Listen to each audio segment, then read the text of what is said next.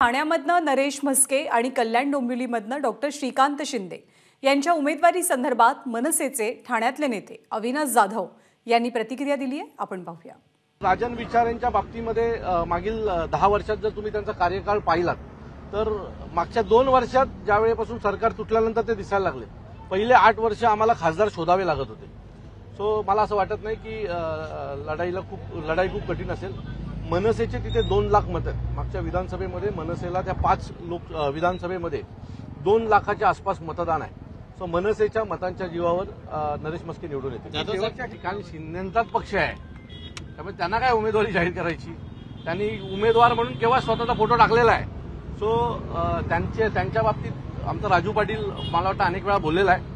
आणि मी मगाशी म्हटलं तसं 4च्या 4 जागा ठाणे पालघरमधल्या त्या महायुतीच्या पारड्यात पडतील. एबीपी माझा, उघडा डोळे बघा नीट.